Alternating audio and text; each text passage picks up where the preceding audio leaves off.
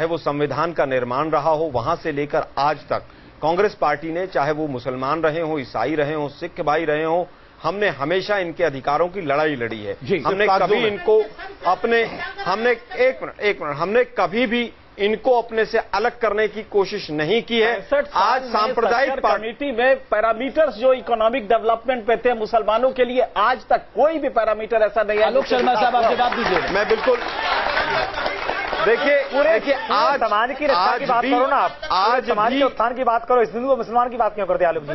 पूरे हिंदू मुसलमान सबके उत्थान की बात करो। एक पक्ष की आप अधिकार की चर्चा करेंगे, दूसरे पक्ष की नहीं करेंगे। नहीं, हमने ऐसा नहीं कहा। बहुसंख्यक बिगाड़ा तुम्हारा, बहुसंख्यक बिगाड़ तो मिलाने की बात। क्या दलित समाज ये तो हमारे ही तो है। क्या दलित समाज बहुसंख्यकों में नहीं था? क्या कांग्रेस ने दलित समाज के लिए नहीं सोचा? रंगनाथ मिश्रा, क्या इकोनॉमिक बैकवर्ड जो लोग थे उनके लिए नहीं सोचा?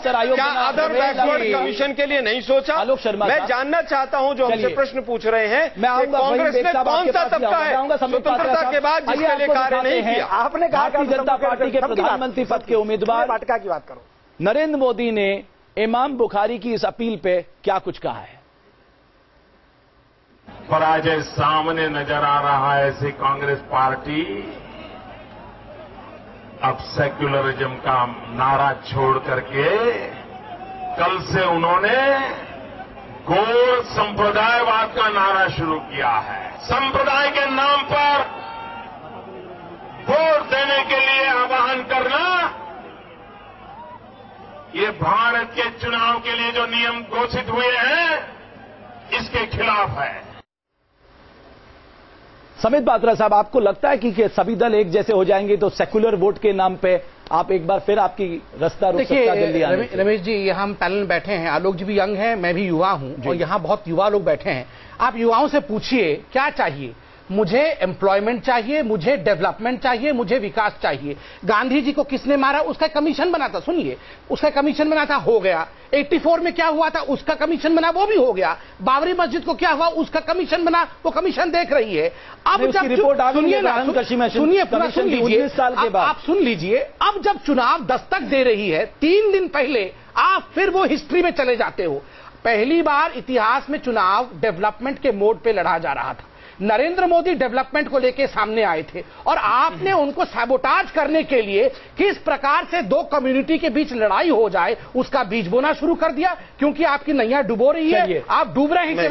मेरे साथ जिलानी साहब, मैं आपसे समझना चाहूंगा, बीजेपी के जो हमारे साथ प्रवक्ता है उनका कहना है इस देश में पहली बार विकास के नाम पे हम वोट मांग रहे हैं, क्या आप इससे सहमत हैं? देखिए, मैं तो ये बात नहीं समझता कि 2004 का इलेक्शन भी विकास के नाम पे हुआ था। इंडिया शाइनिंग का नारा लोग था। 2009 का इलेक्शन भी विकास के नाम पे हुआ। ये कोई नई चीज नहीं है। 2012 का भी यहाँ पर यूपी में विकास के नाम पे हुआ। तो विकास कोई नई बात नहीं है, लेकिन यह कि विकास के नाम पर बाकी सारी चीजें भूली नहीं जा सकती है। ऐसा नहीं है कि आपने कह दिया कि हम विकास करेंगे और सब मान जाएं कि हाँ करेंगे, लेकिन हमारा वजूद खत्म कर दें आप। हम तो अपने एग्जिस्टेंस को संविधान के अंतर्गत चाहेंगे कि हमारा एग्जिस्टेंस कायम रहे। जो संविधान ने हमको अधिकार दिए हैं, बहैसियत एक अल्पसंख्यक के भी अधिकार दिए हैं, बहैसियत एक रिलीजियस कम्युनिटी के भी अख्तियार दिए हैं, बराबरी का अख्तियार भी आर्टिकल 14 में, वो सब बातें कायम रहना चाहिए। सच्चर कमेटी की जो बात आई थी उसमें कहा गया था कि एक इक्वल अपॉर्चुनिटी कमीशन बनाना चाहिए, नहीं बनाया गया ताकि सबको बराबरी का मौका मिले। वो अभी तक नहीं बना है। मैं आऊंगा जिलानी साहब, भुक्कड़ नवाब साहब, और आपके बारे में ये कहा जा रहा है अब आप रिजर्वेशन का पासा फेंक रहे हैं, अब तक क्यों नहीं दिया आपने रिजर्वेशन?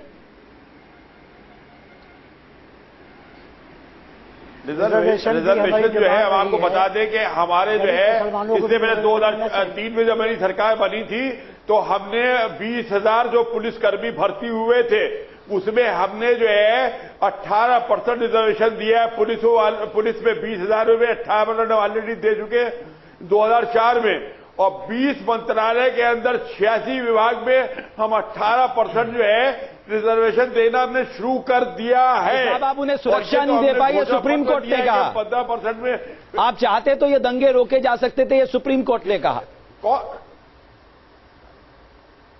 सुप्रीम कोर्ट ने हमारे उत्तर प्रदेश की जो है रिपोर्ट भी मानी है कि जो उसमें उसको विश्वास भी जताया है। सीबीआई और एसआईटी को जो है खारिज कर दिया है। नहीं, हमारे उत्तर प्रदेश के अंदर जो हमने चलिए मैं बहस की इजाजत में आऊंगा। मैं सुमित पात्रा साहब, मुझे एक छोटा सा मैं आ रहा हूं आपके पास, मैं एक फंडामेंटल राइट मैं आ रहा हूं यहाँ पर कुछ पलों के लिए हम रुक रहे हैं। इस चर्चा को हम आगे बढ़ाएंगे और बात करेंगे एक स्टिंग ऑपरेशन की, जिसके आने के बाद सियासत में एक नया उबाल आ गया है।